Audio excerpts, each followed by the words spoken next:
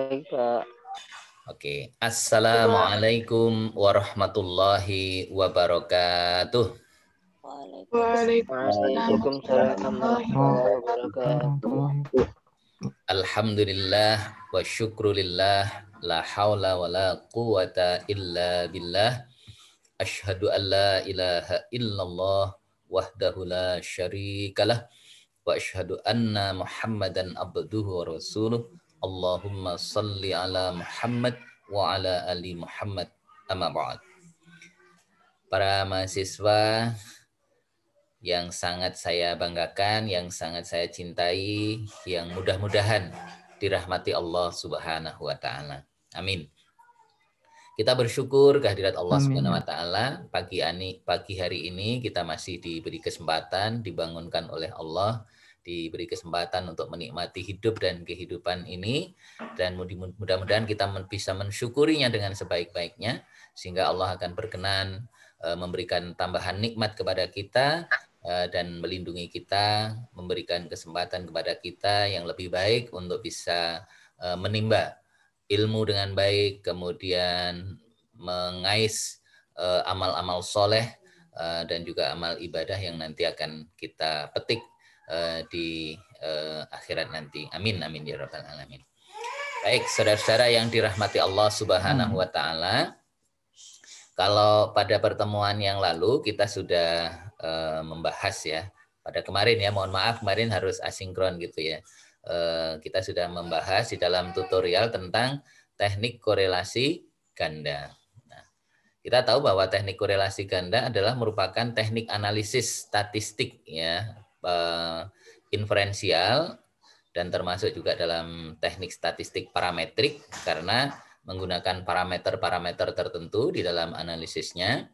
Nah, di dalamnya kita berusaha untuk melihat ya atau mencari hubungan antara 3 variabel atau lebih ya. 3 variabel berarti minimal 2 variabel bebas dan 1 variabel terikat ya. 2 variabel independen dan 1 variabel dependen. Nah, itu yang sudah kita pelajari. Dan untuk mengetahui tingkat hubungan kita dapat melihat dari harga ya, dari harga R-nya ya. Jadi koefisien korelasi gandanya, nah itu berapa. Dan kita tahu bahwa untuk koefisien korelasi, untuk korelasi ganda maupun juga semua korelasi, itu besarannya masih tetap dari 0 sampai 1, plus minus 1,00.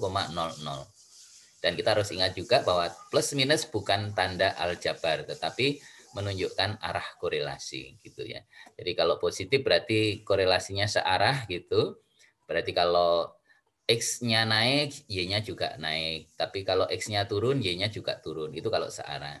Tetapi kalau yang disebut dengan korelasi negatif atau korelasi berlawanan arah, itu berarti mengandung makna bahwa ketika X naik, maka Y turun gitu. Jika X turun, Y yang naik. Itu kalau berlawanan arah. Sehingga tanda plus dan minus atau positif negatif bukan tanda aljabar, tetapi menunjukkan arah korelasi. Jadi seperti itu. Baik, saudara-saudara yang dirahmati Allah Subhanahu wa taala. Nah, untuk mengetahui tingkat signifikansi gitu ya. Jadi signifikansi adalah merupakan upaya membandingkan ya harga X hitung ya atau R hitung ya atau F hitung ya dengan yang ada di tabel ya, F tabel. Jadi nanti kalau untuk signifikansi untuk korelasi multivariat ya itu bukan lagi menggunakan R product moment ya, tetapi menggunakan F ratio. Jika harga F hitung itu lebih besar dari F tabel berarti maknanya ada korelasi ya, atau korelasinya signifikan gitu.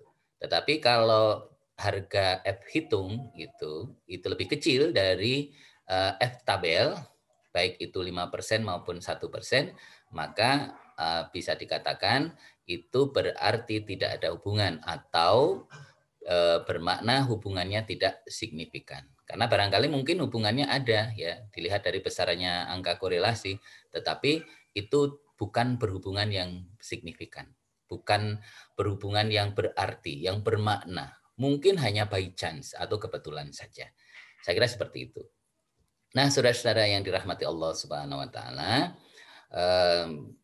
di dalam kesempatan ini kita akan membahas tentang korelasi parsial. Jadi korelasi parsial itu adalah teknik analisis korelasi yang berupaya untuk melihat ya, untuk mengetahui hubungan satu variabel X dengan variabel Y dengan mengontrol atau mengendalikan variabel X lainnya. Jadi seperti itu. Itu korelasi parsial.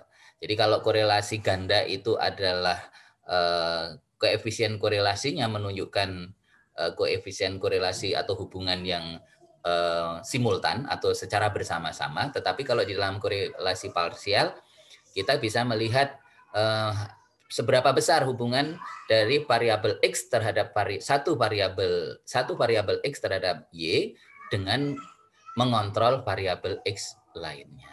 Jadi seperti itu. Nah, saudara-saudara yang dirahmati Allah Subhanahu wa taala, saya coba untuk mereview dulu. Kemarin itu banyak pertanyaan tentang bagaimana sih untuk memahami gitu ya, memahami tentang korelasi gitu ya. Untuk mengetahui korelasi atau F ya, harga F ya yang dari tabel gitu. Jadi untuk mengetahui harga F dari tabel, yang mengetahui harga F dari tabel yaitu dengan cara membandingkan ya. Jadi membandingkan M dengan N dikurangi M dikurangi 1. Jadi kalau kemarin sudah kita berikan contoh M-nya itu 2 ya. Kita kemarin mempelajari apa? Hubungan antara keberanian ya X1 ya, kemudian kreativitas X2 dengan pengambilan keputusan. Nah, 3 variabel ya. Berarti M itu adalah variabel bebasnya. Berarti di situ ada 2. Nah, N yang pembandingnya ya, jadi pembandingnya itu yang disebut dengan yang satu itu yang tadi M itu disebut dengan pembilang. Kemudian yang N dikurangi M dikurangi 1 itu disebut dengan penyebutnya. Nah, jadi penyebut itu adalah N dikurangi M dikurangi 1. N-nya berapa? Kalau kemarin kan 7 ya. M-nya 2 kan, karena yaitu keberanian dan kreativitas. Sedangkan 1 itu adalah bilangan konstan, itu sudah merupakan rumus ya. Jadi given, sudah apa adanya. Jadi kita tinggal terima. Oleh karena itu M-nya 2, nah jadi M-nya 2 di sini. Maka N dikurangi M, 7 dikurangi 2, 5. Dikurangi 1, 4. Nah, kita sorot di sini. 4, kita tarik ke kanan, dan kemudian yang 2 kita tarik ke bawah. Sehingga skornya berarti harga F tabelnya adalah 6,944. Nah, kalau di hasil kita kemarin kan cuma 694 gitu ya. Sebenarnya sama aja. Tapi biasanya kalau harga-harga uji F, uji T, R product moment itu biasanya 3 digit di belakang koma gitu ya. Bukan hanya 2 digit gitu. Jadi intinya seperti itu. Nah, ini cara mengetahui berapa harga F tabel gitu. Nah, sekarang kita coba berikan pertanyaan. Jika variabel bebasnya itu yang dikorelasikan adalah 4 ya. Yang dikorelasikan 4, sementara jumlah respondennya atau subjeknya itu adalah 100. Maka yang dibandingkan berapa banding berapa? Sekali lagi, variabel bebasnya 4. Berarti kalau dengan variabel terikat 5 ya, 5 ini. Jadi tapi kita akan melihat M itu kan variabel bebas gitu. Jadi variabel bebasnya 4. Kemudian jumlah respondennya 100. Maka yang dibandingkan berapa banding berapa? Ya, silahkan boleh coret-coret. M-nya berapa? Halo? 4. 4. Oke. Terus yang penyebutnya berapa? N-nya berapa? 100. 100. Dikurangi 4, 100.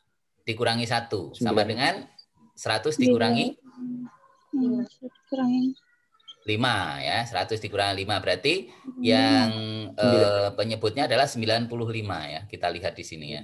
Kita lihat. Nah, kita lihat 95 ada nggak? Ada di sini. Nah, berarti 4 ya. 1, 2, 3, 4. Nah, berarti di sini. Nah, harga F tabelnya adalah 2,64 4. ya, 2,64. 467. Nah, oke. Kelihatan nggak nih? Kelihatan, Pak. Ya, kelihatan ya. Ini sudah tak gede kayak ini. Ya, ini caranya begitu ya. Jadi yang di atas itu adalah pembilang, kemudian yang di bawah itu adalah penyebut.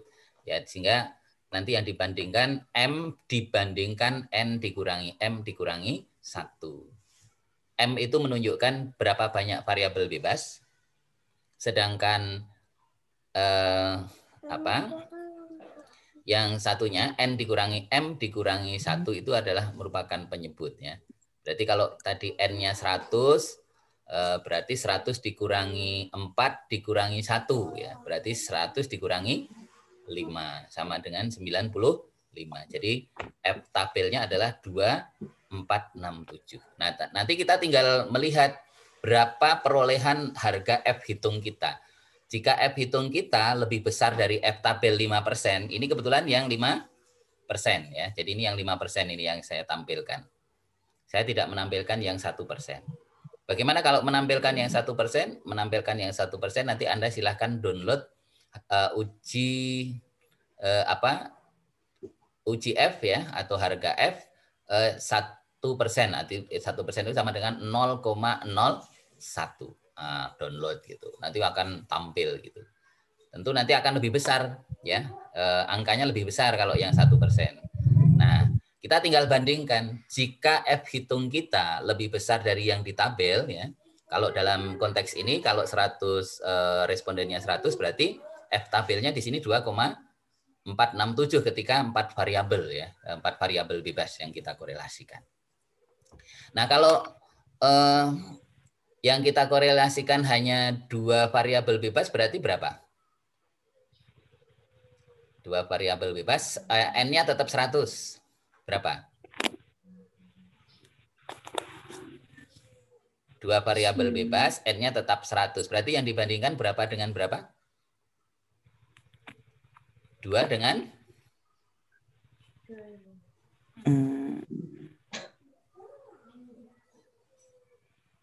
Oke. Saya coba coba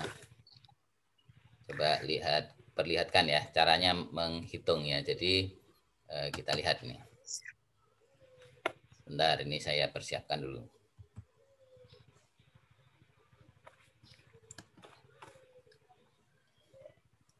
Ini saya perbesar ya biar nanti kelihatan.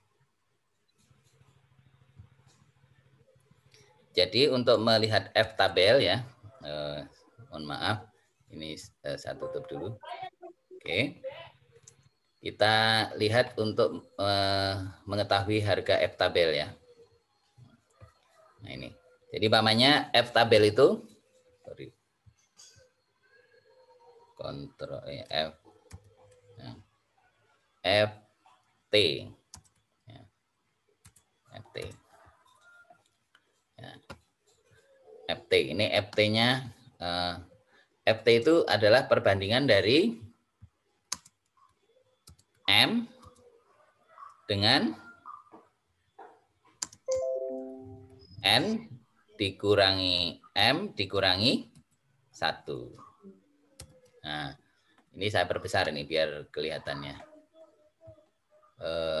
Berapa ini? Biar gede banget. Nah, ini. Kelihatan? Kelihatan, Pak. Nah, Kelihatan, Pak. sekarang kita lihat jika N sama dengan 100. Kemudian X-nya ada 2. Nah, berarti X-nya ada 2 itu menunjukkan X itu melambangkan apa? X melambangkan apa? Variabel B? Variabel, Pak. Variabel bebas. Bebas. Bukan hanya variabel, tapi variabel bebas. Atau independen variabel. Ya. Maka berapa ya? Berapa FT-nya? Nah, gini. Jawabnya adalah FT berarti nanti apa? Yaitu M-nya berapa? M-nya 2. Kemudian sama dengan berapa? 100 dikurangi 2 dikurangi 1. Sama dengan berapa? 97. Bagus. FT-nya adalah 2 dibanding 97. Nah, caranya begitu. Nah, kalau variabel bebasnya 3, ya berarti nanti di sini 3. Nah, otomatis nanti N dikurangi 3 dikurangi 1. Kan begitu ya. Nanti menyesuaikan. Nah, kita lihat kembali ke tampilan tadi. Di sini ya. Nah, berarti kalau 2 dibanding 97 berarti berapa harganya? 2, ini di sini 2 ya. 1, 2 ya di sini. Di kolom ini 97 di sini. Nah, berarti nanti harganya adalah 3,090. Nah, nanti tinggal mengetahui untuk bisa ada hubungan atau tidak, kita melihat harga F hitung kita. Jika nanti F hitung kita itu lebih besar, berarti ada hubungan gitu ya. Lebih besar dari ini, dari FT 5%, yaitu 2 dibanding 97, yaitu sebesar 3,090. Nah, kalau nanti lebih besar berarti hubungannya signifikan. Tapi kalau lebih kecil dari ini, ya lebih kecil dari yang di tabel ini berarti tidak ada hubungan atau hubungannya tidak signifikan. Paham tuh? Alhamdulillah. Baik, saudara-saudara yang dirahmati Allah, itu kaitannya dengan cara mengetahui atau mencari harga F tabel. Jadi harga F tabel itu diperoleh dari perbandingan antara M itu berarti berapa banyaknya variabel bebas, dan yang kemudian dengan N dikurangi M dikurangi 1. Nah, berarti N berarti nanti berapa jumlah respondennya, M itu adalah banyaknya variabel bebas, 1 itu adalah bilangan konstan. Itu sudah rumus ya. Jadi kita otomatis akan tahu. Berapapun kita akan tahu. Nah, kalau F hitung ya berarti kita menghitung dengan proses yang kemarin itu ya. Jadi proses yang kemarin. Melalui proses apa terlebih dahulu? Yaitu menghitung korelasi produk momen ya antar variabel dulu. Ya, variabel Y dengan X1, variabel Y dengan X2, variabel X1 dengan X2. Nah, baru kita bisa mengetahui harga koefisien korelasi gandanya, yaitu dengan R besar. Gitu. Jadi R kecil itu adalah melambangkan R produk momen, R besar itu adalah korelasi ganda. Kalau R kuadrat apa?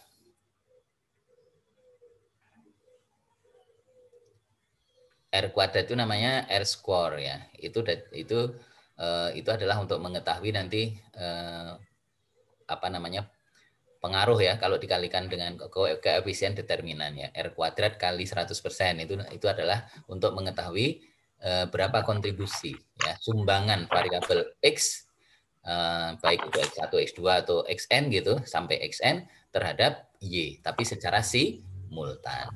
Artinya secara simultan itu secara bersama-sama, tidak dipisah-pisah gitu. Baik, sampai di sini ada pertanyaan, dipersilahkan. Nah, kalau tidak ada, maka saya akan mencoba menyampaikan materi tentang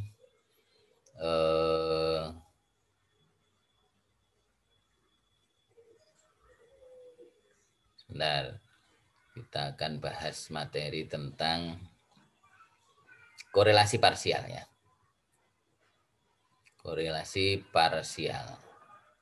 Bentar, ini saya tampilkan dulu. Korelasi parsial. Nah.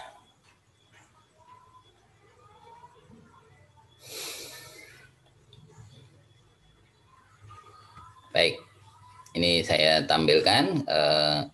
Saya share screen tentang korelasi parsial. Sudah kelihatan? Sudah, Pak. Oke, baik. Saya perbesar ya, biar lebih kelihatan. Nah, ini slide show-nya sudah tampil. Apa itu korelasi parsial? Ada yang tahu?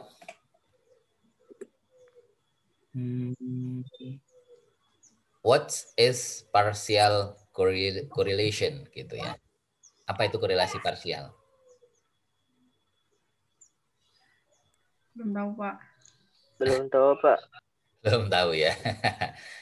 Oke, baik. Nanti akan kita bahas ya.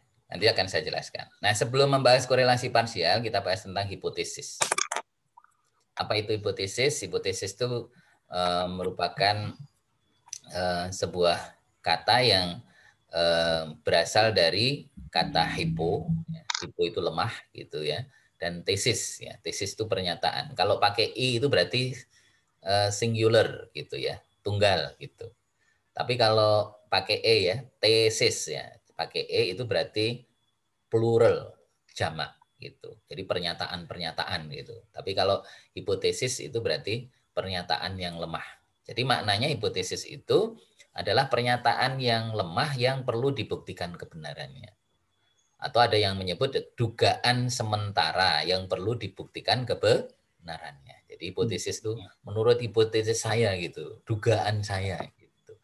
Tapi tidak hanya sekedar dugaan, kalau dugaan itu hipotesis itu perlu dibuktikan gitu. Makanya seorang dokter itu mendiagnosis, ini menurut dugaan saya itu ini gitu. Maka dibuktikan, ya, perlu dicek gitu ya.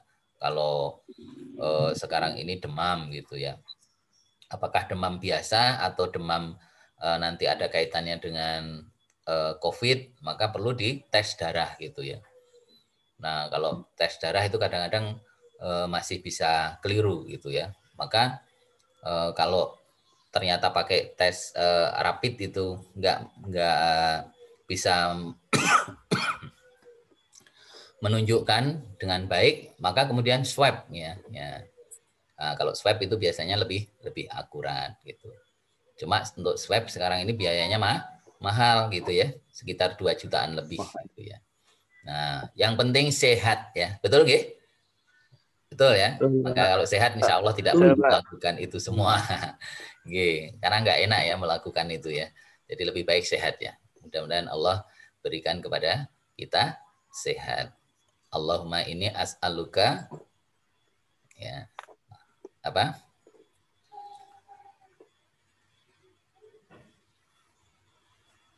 Jadi ya Allah berikan kepada hambamu ini apa? As'aluka Allahumma ini as'alukal huda wa tuqa wal afafa wal ghina ya. Terus Allahumma ini as'alukal afwa wal afiyata fid dunya wal akhirah. Nah, itu doa. Satu doa yang perlu kita panjatkan, dawamkan sehari-hari. Atau Allahumma inna nas'aluka salamatan fiddin wa ziyadatan fil ilmi wa barakatan fi rizki wa taubatan qoblal maut dan seterusnya. Ya, ini pokoknya permohonan kita lah. Jadi seperti itu. Baik, saudara-saudara yang dirahmati Allah, sekali lagi kembali, hipotesis berarti adalah pernyataan yang lemah yang masih perlu dibuktikan kebenarannya. Nah, ada dua macam hipotesis, yaitu hipotesis penelitian dan hipotesis statistik. Hipotesis penelitian adalah hipotesis yang diperoleh dari hasil kajian teoritik, ya, berbentuk pernyataan. Jadi, kalau dalam sebuah penelitian ya kita kan melakukan kajian teori dulu ya, telaah pustaka. Jadi kita mencoba mereview dari penelitian-penelitian sebelumnya. Ada nggak hubungannya antara variabel yang kita cari korelasinya, yang kita cari hubungannya itu. Umpamanya contoh antara religiusitas dengan kedisiplinan gitu. Nah, kita lihat menurut teorinya A, menurut penelitiannya A dalam jurnal atau dari skripsi, tesis atau mungkin jurnal gitu. Oh, ternyata ada beberapa statement mengatakan ada hubungan yang signifikan antara religiusitas dengan kedisiplinan. Nah, karena dari berbagai pernyataan itu dan kemudian ada teori juga yang mengatakan bahwa hubungan antara religiusitas dengan kedisiplinan itu adalah sangat kuat, maka kita bisa membuat simpulan berdasarkan kajian penelitian itu, yaitu ada hubungan yang signifikan atau hubungan yang sangat kuat antara religiusitas dengan kedisiplinan. Nah, itu disebut dengan hipotesis penelitian. Kenapa? Karena itu diambil atau diperoleh dari kajian berbagai literatur, teori ya, itu atau pustaka gitu. Nah, itu disebut dengan hipotesis penelitian. Nah, mungkinkah hipotesis penelitian itu juga justru sebaliknya gitu. Berdasarkan teori-teori ini terdapat hubungan yang negatif gitu antara umpamanya apa? Contoh antara religiusitas dengan korupsi umpamanya gitu ya.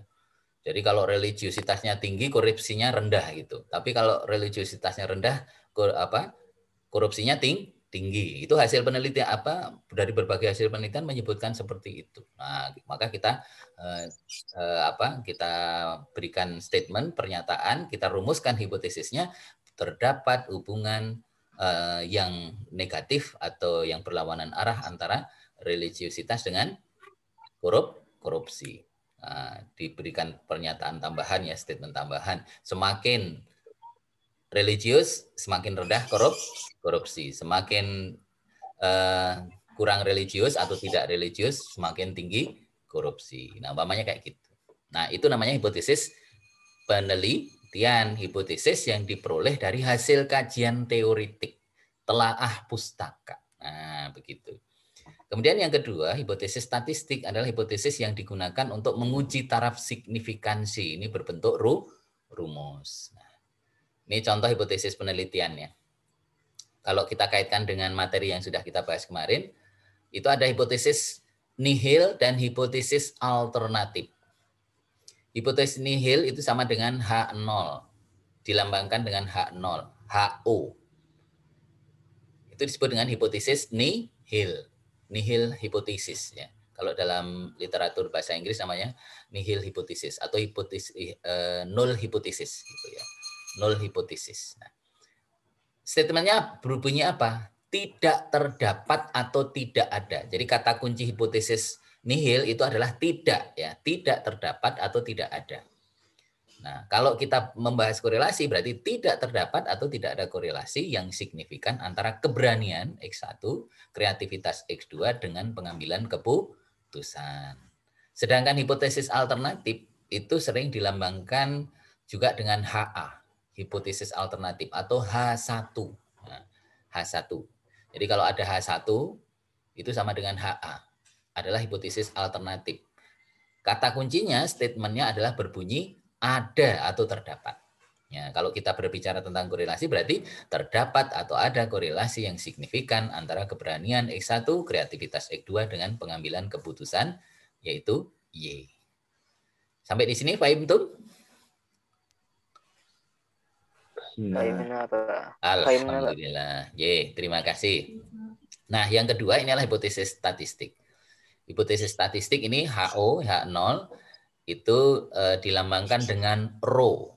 Itu kayak P itu namanya rho ya. Itu menunjukkan kalau rho sama dengan 0. Berarti kalau sama dengan 0 itu kan berarti tidak ada gitu ya. Jadi itu menunjukkan apa? Di situ tidak ada hubungan. Rho sama dengan 0.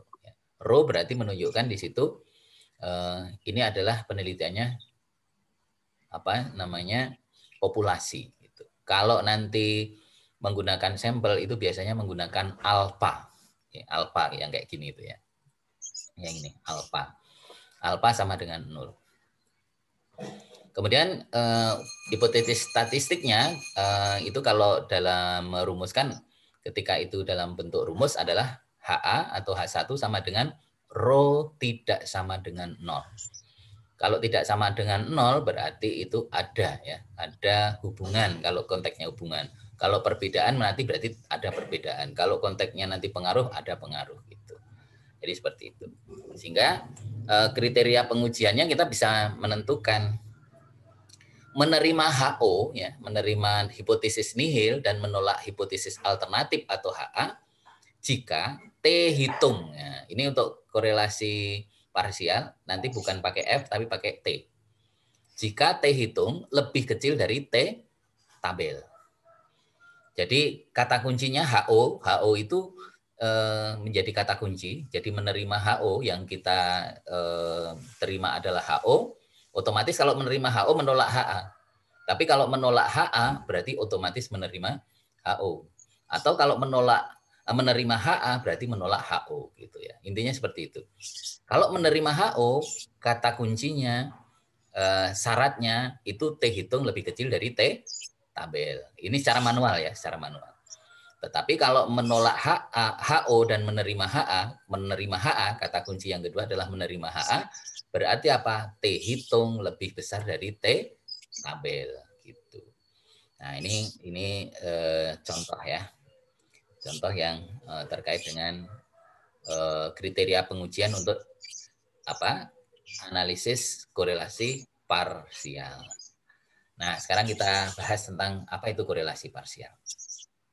Jadi korelasi parsial adalah teknik statistik parametrik. Disebut dengan statistik parametrik karena di dalamnya menggunakan parameter-parameter tertentu. Variabel yang dianalisis harus memenuhi syarat tertentu. Contoh, kalau dalam korelasi ini, ya syaratnya data harus berdistribusi normal, harus diambil secara acak gitu ya, secara random gitu ya. Kemudian harus linear gitu. Nah, umpamanya seperti itu. Itu prasyarat-prasyarat penting gitu. Nah, termasuk teknik statistik parametrik yang digunakan untuk menguji taraf hubungan antara satu ya. Jadi satu variabel bebas dengan variabel terikat dan mengontrol atau mengendalikan variabel bebas lainnya, yaitu X2, X3 atau Xn. Nah, ini contoh ya di dalam gambar ini. Kalau umpamanya kita 3 variabel, ini bisa kita lihat seperti ini. Kita ingin melihat X1 dengan Y. Kita ingin melihat hubungan antara X1 dengan Y. Kalau kemarin berarti X1 itu adalah keberanian dengan pengambilan keputusan. Maka X2 ini dikendalikan. Cara-cara dipeti eskan gitu ya, dipeti eskan. Nggak usah diutik-utik. Yang diutik-utik hanya X1 dengan dengan Y. Nah, berapa nanti besarannya korelasi. Demikian pula sebaliknya, ketika nanti kita ingin di sini melihat hubungan antara X2, yaitu kreativitas dengan pengambilan keputusan, maka keberanian X1 dikendalikan. Itu dapat kita pahami seperti itu. Nah, ini contoh ya, korelasi antara keberanian X1 dan kreativitas X2 dengan pengambilan keputusan atau Y. Rumusnya, jangan lupa, titik ini punya makna ya. Titik punya makna. Yaitu kita ingin melihat korelasi antara variabel Y dengan X1 dengan mengontrol X2. Nah, maka kita lihat di sini. Ini perhatikan RY1.2. Maka di sini yang jadi kata kunci pertama adalah RY1. Dikurangi, nah di sini RY2 dan R12. R12 itu berarti korelasi produk momen antara X1, X2. Kalau di sini korelasi produk momen antara variabel Y dengan X2. Di sini RY1 itu berarti korelasi produk momen antara variabel Y dengan X1. Dibagi akar 1 dikurangi RY2. Nah, ini kalau di sini RY2, di sini juga RY2. Dikuadratkan. Nah, 1 dikurangi RY2 kuadrat dikalikan dengan 1 dikurangi R12 kuadrat. Nah, sekarang yang sebaliknya. Kalau kita ingin mengetahui RY2.1, berarti kita ingin mengetahui hubungan antara variabel Y dengan X2 dan mengendalikan X1. Nah, maka di sini yang menjadi kunci adalah RY2. Nah, RY2 dulu. RY2. Ya, RY2 dikurangi perkalian antara RY1 dengan R12 dibagi akar 1 dikurangi RY1. Nah, karena di sini yang menjadi pengendali adalah X1, berarti RY1 dikuadratkan ya. 1 dikurangi RY1 kuadrat dikalikan dengan 1 dikurangi R12 kuadrat. Jelas ya? Insya Allah ya. Insya Allah jelas lah. Insya Allah. Oke, nanti kita berikan contoh. Nah, ini penjelasannya. RY1.2 berarti korelasi antara X1 dengan Y dengan mengendalikan X2. RY2.1 adalah korelasi antara X2 dengan Y dengan mengendalikan X1. RY1 berarti korelasi produk momen ya antara X1 dengan Y. RY2 adalah korelasi produk momen antara X2 dengan Y. R12 berarti korelasi produk momen antara X1 dengan X2. Kemudian RY.12, nah, apa itu? Korelasi ganda antara X1, X2, dan Y. Oke, baik. Nah, latihan soal, as-soal. Korelasi parsial untuk mengetahui atau menguji hubungan antara keberanian X1 dan kreativitas X2 dengan pengambilan keputusan. Telah diketahui pada materi sebelumnya, sengaja saya kaitkan dengan materi sebelumnya supaya nanti kita bisa mengetahui kelanjutannya, di mana letak perbedaannya. Nah, kita ketahui kemarin yang sudah kita pelajari ketika kita belajar tentang korelasi ganda, yaitu N sama dengan 7. RY.12 yaitu korelasi apa? Ganda ya, antara variabel Y dengan variabel X1 dan X2 yaitu 0,97. RY1 korelasi antara variabel Y dengan X1 adalah 0,92. RY2 korelasi antara koefisien korelasi antara variabel Y dengan X2 adalah 0,42. Dan yang terakhir koefisien korelasi antara variabel X1 dan X2 adalah 0,13. Nah, dari sini kita tinggal substitusikan aja ke rumus. Nah, ini tinggal kita substitusikan ke rumus. Yang pertama adalah apa? Kita akan melihat hubungan antara variabel Y dengan X1 dan mengendalikan X2. Nah, kita tinggal masukkan aja. Yaitu ingin mengetahui hubungan antara keberanian dengan pengambilan keputusan dengan mengendalikan kreativitas. Nah, kita tinggal masukkan aja. Di sini kan apa? RY1. Nah, di sini RY2. Ini adalah R12. Nah, ini tinggal dimasukkan. Nah, hasilnya apa? Sama dengan 0,92 perkalian antara 0,42 dengan 0,13 adalah 0,0546. Nah, sehingga berapa ini hasilnya? Adalah 0,8654. Nah, 1 dikurangi 0,1764 ya. Ini kan berarti hasil dari 0,42 kuadrat. Nah, dikalikan dengan 1 dikurangi 0,0169 itu berasal dari 0,13 kuadrat. Nah, sehingga hasilnya berapa? 1 dikurangi 0,1764 adalah 0,82236. 1 dikurangi 0,0169 adalah 0,9831. Sama dengan berapa? Yaitu 0,80968116. Nah, hasilnya berapa? Yaitu 0,8654 dibagi ya akar dari 0,80968116 adalah 0,8998224849. Saya minta kalau sedang proses ini jangan dibulatkan dulu. Biar apa adanya. Ya, biarkan apa adanya. Sampai digit yang terbanyak yang bisa ditampilkan. Nah, baru setelah ketemu hasilnya, umpamanya yaitu 0,9617448596.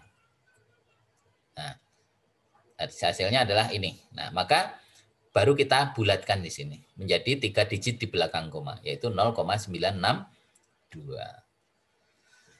Hasilnya lebih besar atau lebih kecil dari secara simultan? Lebih kecil gitu ya. Oke, lebih kecil. Tetapi ini masih cukup besar karena kemarin 0,97 ya.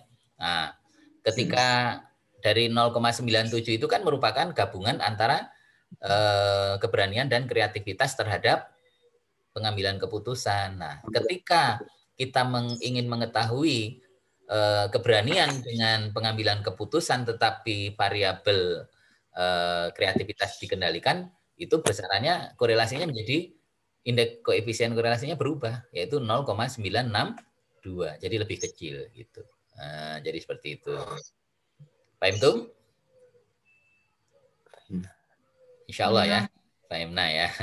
Oke. Nah, yang kedua sekarang. Korelasi antara kreativitas ya, X2, dan pengambilan keputusan Y, dan mengendalikan keberanian X1. Nah, kita tinggal substitusikan ke rumus. Di sini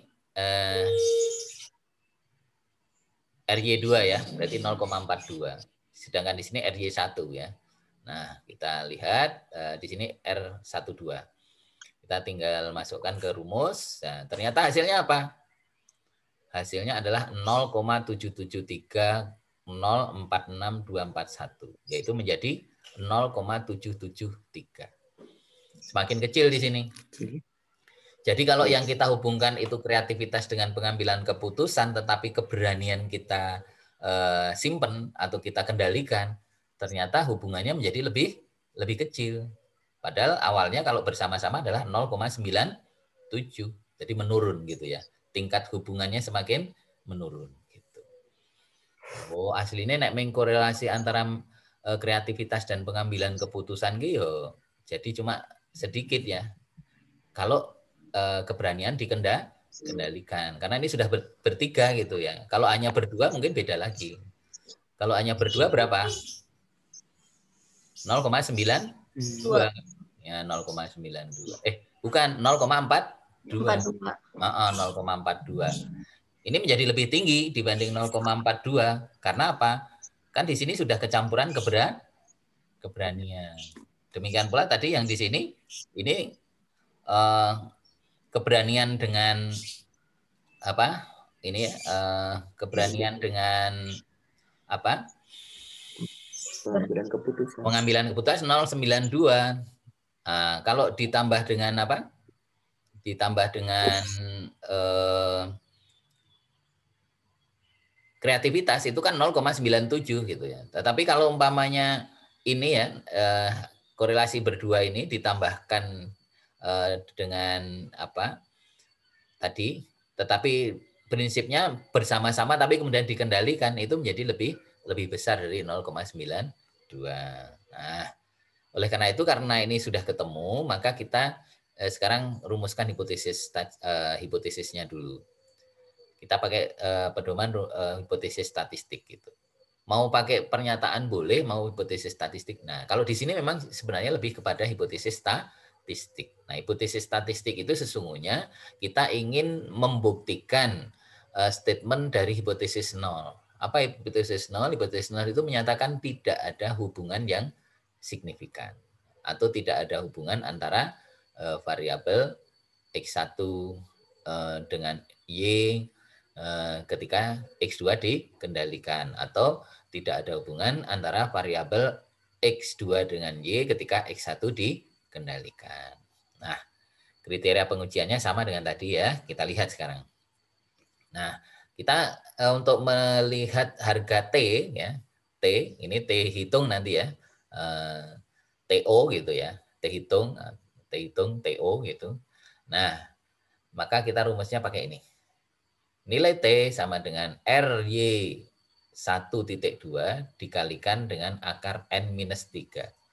Nah, kalau ini pakai rumus yang sudah berbeda. Kenapa kok 3 di sini? Kenapa bisa 3? Apakah angka 3 ini nanti akan bisa berubah-ubah? Mungkin, Pak. Mungkin. Sangat tergantung dari variabel yang dihitung. Dikorelasikan. Relasi. Ya, dikorelasikan. Yang kita korelasikan berapa variabelnya? 3.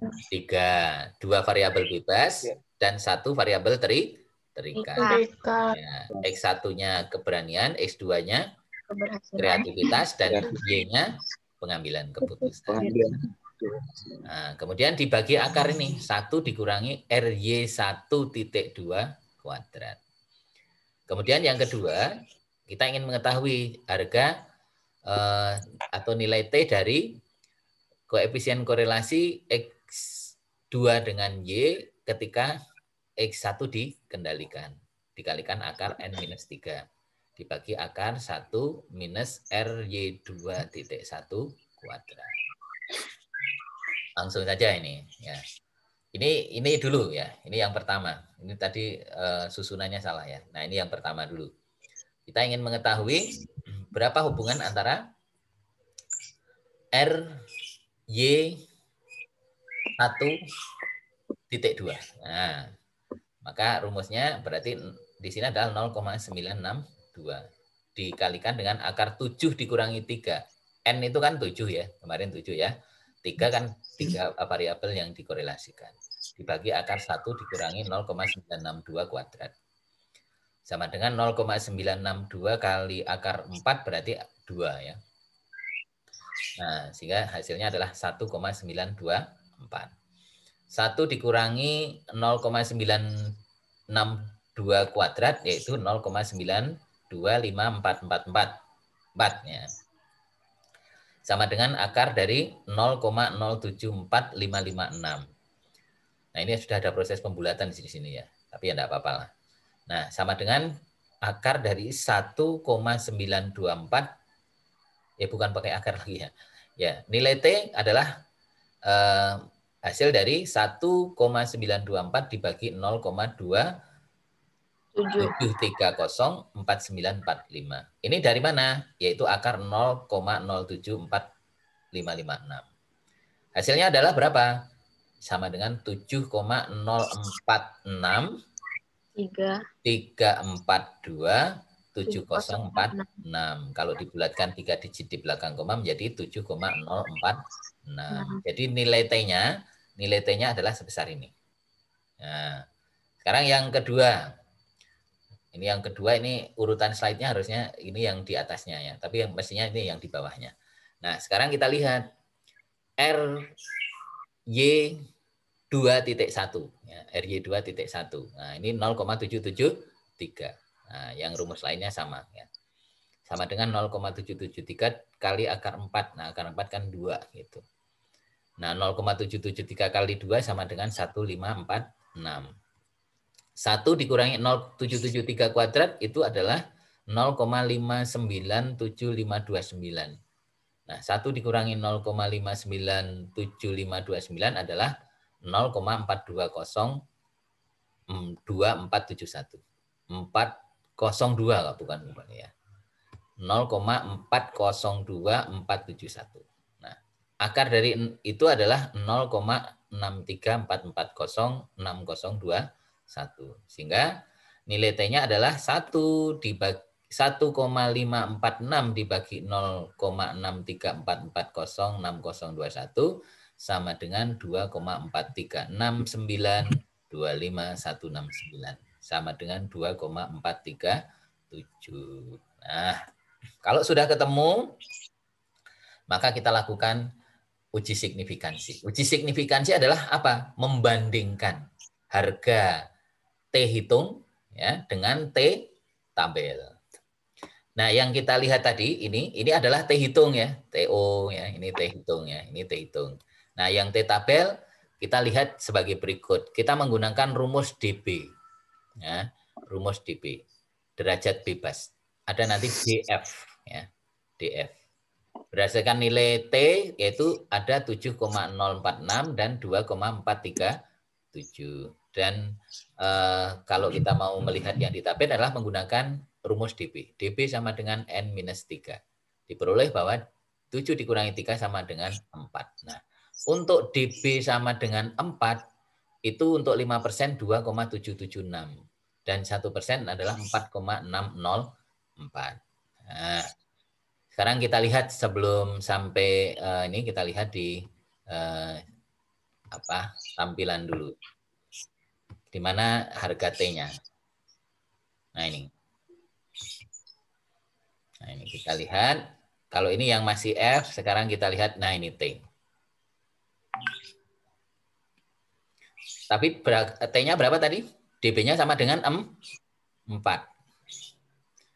Taraf signifikansinya di sini 5%. Alfa 0,05.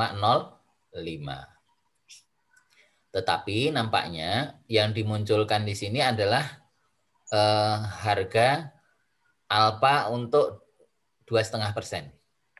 Ya, bukan 25% ya, 2,5%. Kalau ini adalah 5%, 95% ya. Dari sini 2,5%, yaitu 97,5%.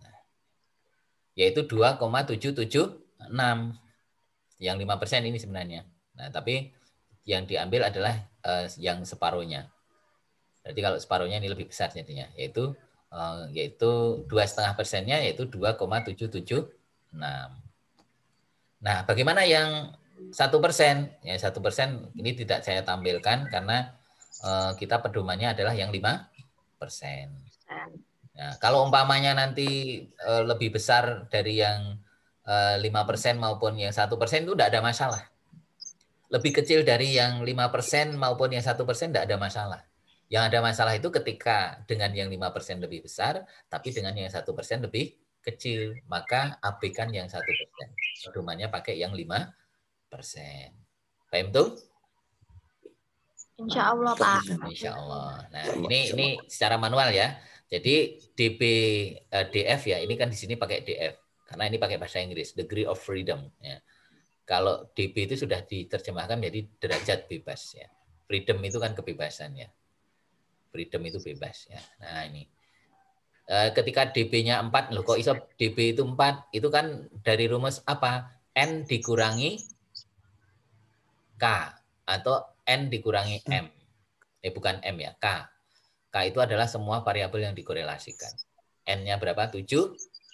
Variabel yang dikorelasikan 7. Tadi di 3. Keberanian, kreativitas, dan pengambilan keputusan. Sehingga DB-nya 4. Nah, ketika DB 4, harga T hitungnya adalah 2,776.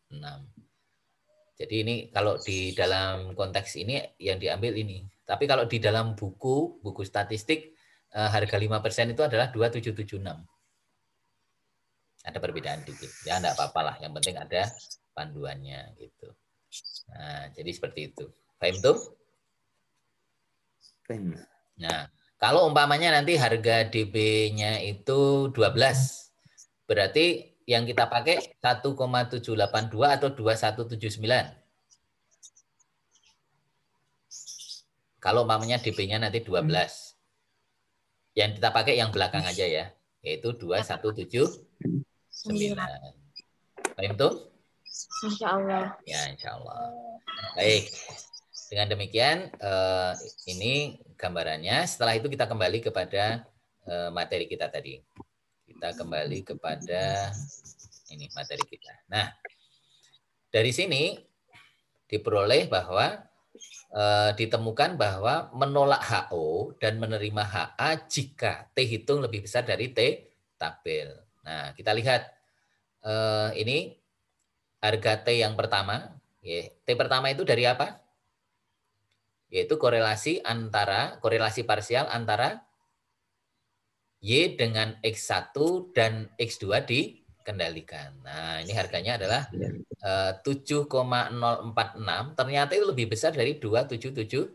Nah, dan juga 4,604. 4,604 itu adalah untuk yang 1%.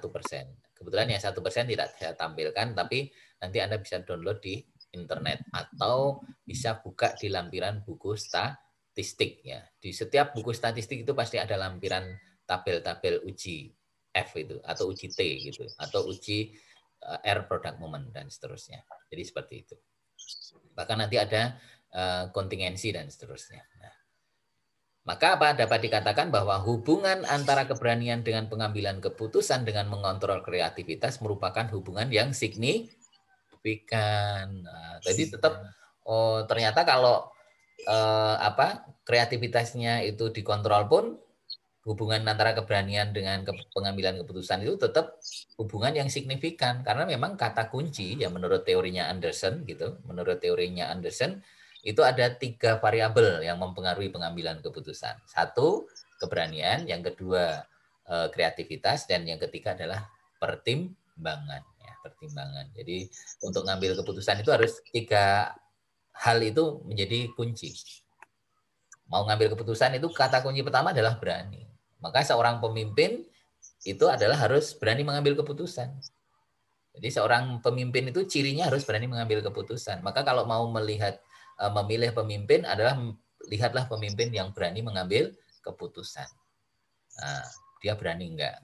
Tapi bukan hanya sekedar berani ya mestinya harus dilihat aspek yang kedua lainnya yaitu kreativitas. Kreativitas itu menunjukkan dipengaruhi oleh apa? Faktor kecerdasan. Nah, kunci dari kreativitas itu kan kecerdasan. Maka orang yang cerdas itu biasanya kreatif gitu. Nah, itu.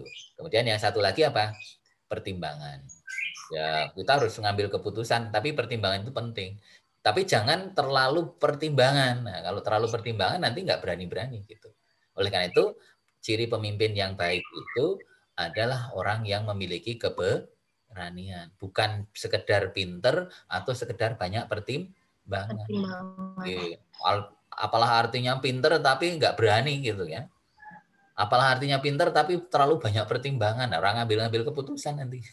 Kan gitu.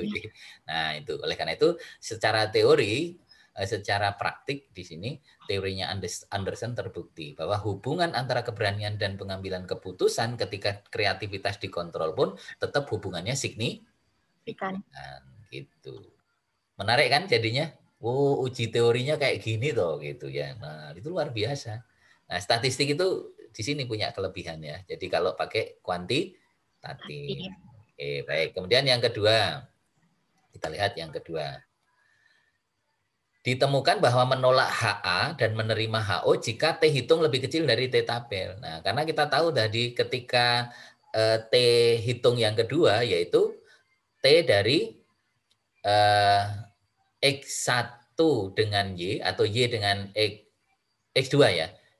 Y dengan X2 dan X1 dikendalikan, yaitu kita ingin melihat korelasi parsial antara kreativitas dengan pengambilan keputusan ketika keberanian itu dikontrol, dikendalikan. Nah, ternyata apa?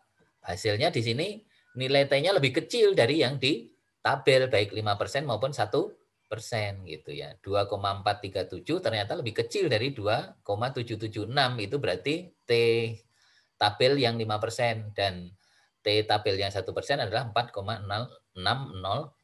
Maka dapat dikatakan bahwa hubungan antara kreativitas dengan pengambilan keputusan ketika ya mengontrol keberanian atau ketika keberanian dikontrol merupakan hubungan yang tidak signifikan gitu. Jadi oleh karena itu ini juga membuktikan teorinya Anderson lagi.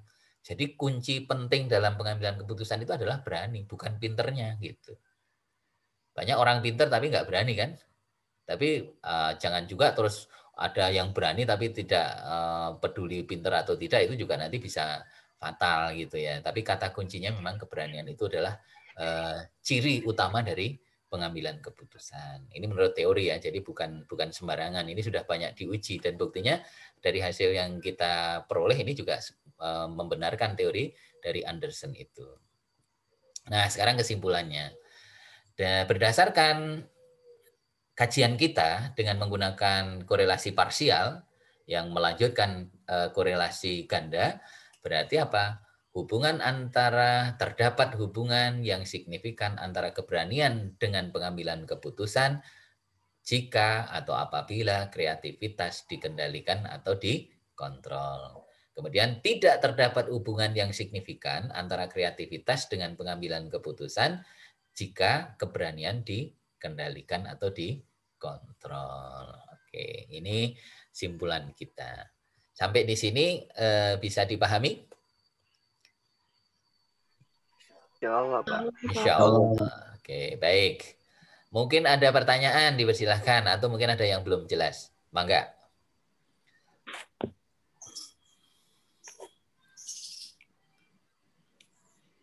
Tafadhol. Mungkin ada yang bertanya. Saya Pak Jun tanya, Pak. Oke, monggo Mas Jaki. Yang tadi, Pak, gimana sih, Pak, cara nyari akar-akar yang tadi?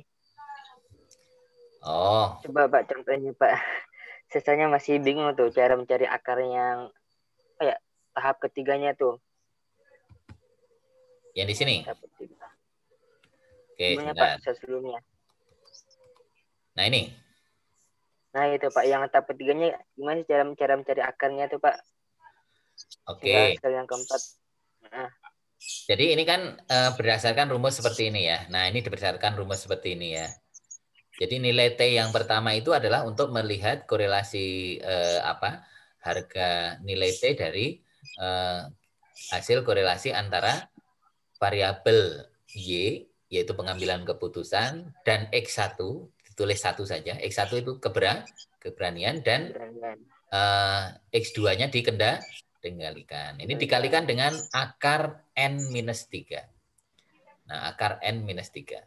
Nah, kita kan tahu ya, kemudian dibagi akar ya, dibagi akar 1 dikurangi RY1.2 kuadrat. Nah, demikian pula yang di sini, kalau di sini untuk melihat korelasi antara nilai T yang digunakan untuk melihat korelasi parsial antara korelasi variabel Y, pengambilan keputusan, dengan kreativitas ketika keberanian dikendalikan. Ya, rumusnya RY2.1 dikalikan akar dari N-3 dibagi akar 1 minus RY2.1 kuadrat. Nah, ini yang pertama dulu, ini yang pertama.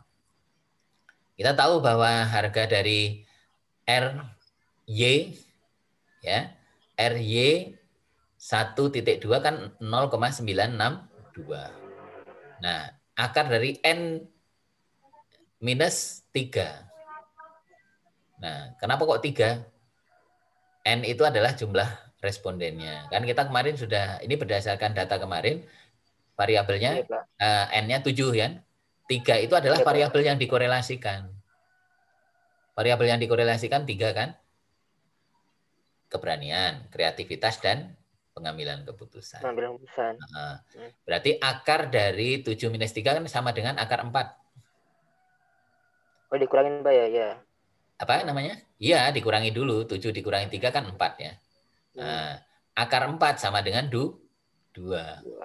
Nah, ini diproses dulu ini. Nah, 0,962 kali 2 itu adalah 1,924. Paham tuh? Ya. Gini, pastinya yang bawahnya tuh, Pak. Yang bawahnya. 0,07 ya. 0,07 itu gimana sih, Pak, cara mencari akarnya? Oke. Gitu, Pak. Anda kalau punya kalkulator Anda, ya, kalkulator enggak usah, kalau kalkulator lebih enak ya. Kalkulator kan ada yang tinggal ditulis akar, angkanya ditampilkan di situ, atau ada yang juga shift ya, 0,7 ini shift akar, itu juga ada gitu ya. Itu macam-macam. Tapi kalau di HP biasanya HP yang ada itu Anda tampilkan, kalau yang posisinya vertikal itu kadang-kadang nggak muncul. Coba Anda di horizontalkan. Horizontalkan itu nanti ada tanda akar. Klik akar, terus tulis angkanya. Nah, akar dari berapa? 0, sebentar. Ini kan diproses dulu ya. Akar dari 1 dikurangi 0,962 kuadrat. Nah, berarti yang kita proses ini dulu, 0,962 ini dikuadratkan dulu. Jadinya berapa? 0,9254444. Nah, setelah ketemu itu, nah baru dilihat satunya ya. 1 dikurangi 0,9254444 yaitu sama dengan 0,074556. Nah, baru diakar atau diakar dari ini gitu. Paham tuh? Paham, Pak. Nah, akar dari 0,074556 itu adalah 0,2730495. Nah, otomatis kan dari sini sudah langsung ini seperti pembagian biasa kan. 1,924 dibagi 0,27304964945 ya hasilnya 7,0463427046 dibulatkan 3 digit di belakang koma menjadi 7,046. Paham tuh? Paham ya, Pak. Oke, syukran kasir. Oke, terima kasih. Nah, ini caranya begitu ya. Jadi pokoknya yang di dalam kurung itu diproses dulu gitu ya, diproses dulu. Nah, setelah itu baru dikurangkan. Ini kan 1 dikurangi ini hasilnya ini. Nah, akar dari ini adalah 0,2730495. Gitu. Oke, terima kasih. Saya senang pokoknya kalau ada yang bertanya jadi masih belum jelas itu betul-betul sampai jelas itu yang saya harapkan gitu ya. Baik, ada lagi yang lain? Oh iya Pak. Berarti di tahap ini kita nggak pakai SPS lagi Pak di tahap yang ini. Tahap ini nanti kita akan pakai, tapi kita perlu tahu manual. Kenapa? Kalau kita sudah tahu manual dulu, itu nanti kita akan jadi kalau proses awalnya itu seperti itu. Karena apa? Nanti kalau di SPSS itu tinggal seperti kemarin bentuknya dalam bentuk tabel itu. Hasil akhirnya itu resumnya, rangkumannya itu dalam bentuk tabel. Nah, kalau kita tidak mengetahui prosesnya dari mana itu kok bisa seperti itu, wah itu nanti repot gitu ya. Sehingga kita manualnya harus tahu dulu gitu ya. Sehingga nanti kita bisa membaca yang di tabel SPSS-nya itu, ya, output dari SPSS-nya gitu. Gitu Mas Yaki. Baik. Ya, insya Allah pertemuan pertemuan besok ya selanjutnya setelah ini kita akan melihat korelasi ganda dan parsial ini dengan menggunakan SPSS. Nah, biar nanti lebih mantap gitu ya.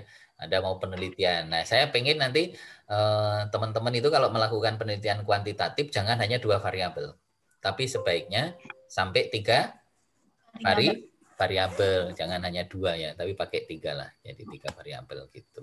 Nah, 3 variabel seperti contoh tadi ya. Atau Anda kalau mau meneliti umpamanya hubungan antara religiositas, kemudian motivasi dengan hasil belajar umpamanya kayak gitu. Itu kan sudah 3 variabel gitu. Atau yang lagi ngetren sekarang apa kira-kira? Yang lagi ngetren sekarang ini. Oh ya, pembelajaran daring ya. Pengaruh pembelajaran daring, kemudian ketersediaan sarana prasarana dengan hasil belajar. Umpamanya kayak gitu. Nggak apa-apa. X1, X2, dan Y gitu. Oke, bentar ya, saya izin nyolokkan ini dulu listrik dulu.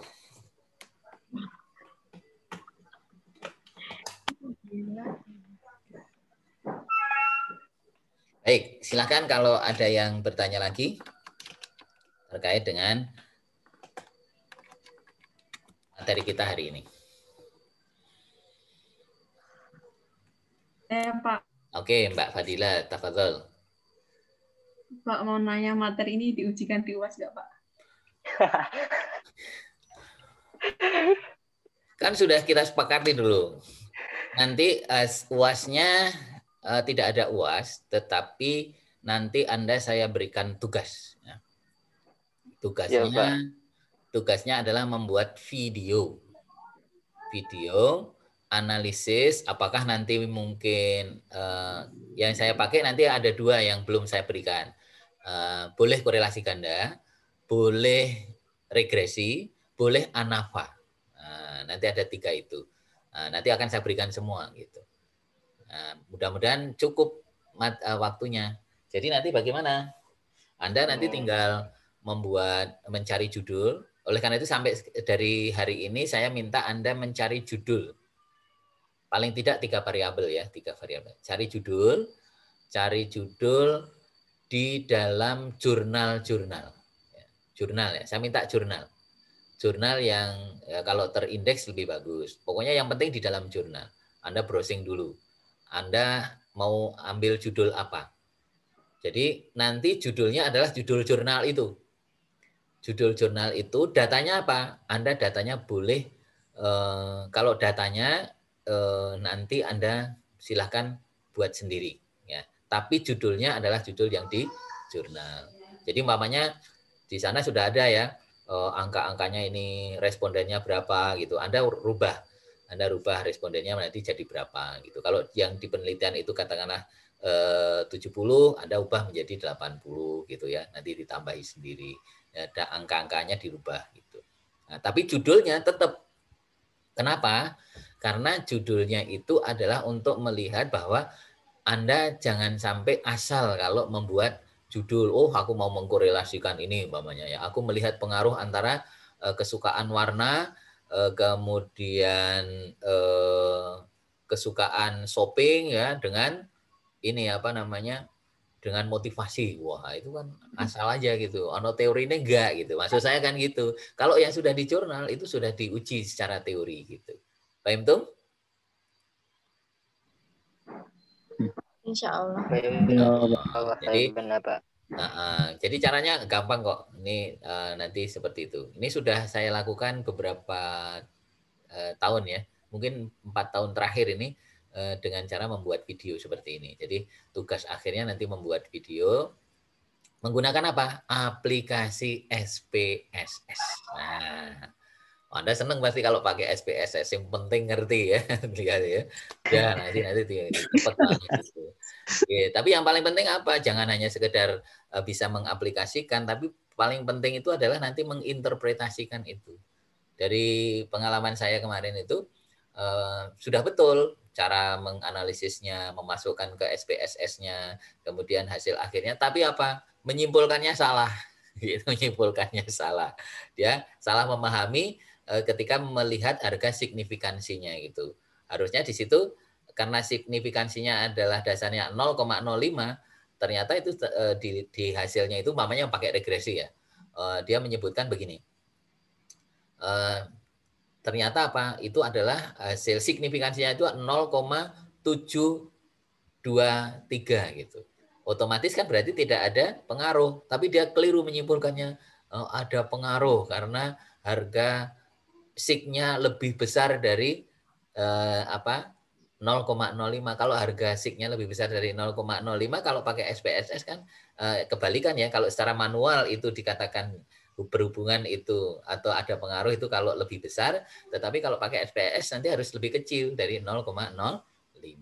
Nah, itu kekeliruannya dulu seperti itu. Nah, oleh karena itu kita matangkan nanti dengan SPSS itu. Anda ini sangat beruntung sekali ya periode sekarang ini karena dari awal ini sudah pakai SPSS. Yang kemarin-kemarin itu baru mulai korelasi itu baru saya berikan SPSS gitu ya. Ini luar biasa. Jadi sudah terlatih. Gitu. Oke, saya kira begitu.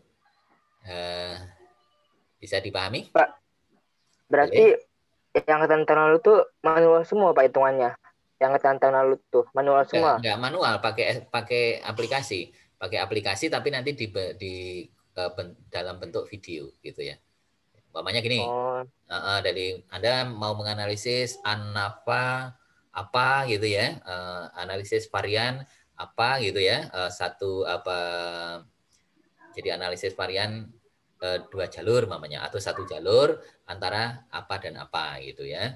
Nah kemudian diproses pakai SPSS, ditampilkan, kemudian dijelaskan caranya sampai akhir outputnya baru kemudian dijelaskan interpretasinya dengan memberikan dengan memberikan penjelasan. Nah, nanti kan ada rekamannya. Nah, dari situ saya akan otomatis langsung melihat oh cah ini mahasiswa ini paham atau tidak, itu kelihatan banget gitu. Paham tuh? Pak. Oke, monggo Mbak Fadila. Pak, ada contoh videonya nggak Pak? Banyak contoh videonya. Anda coba sekarang cari hasil video